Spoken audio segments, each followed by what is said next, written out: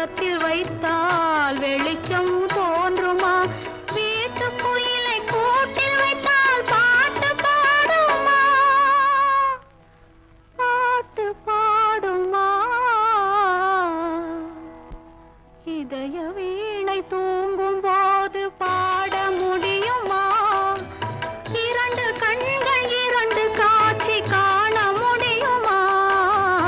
இதய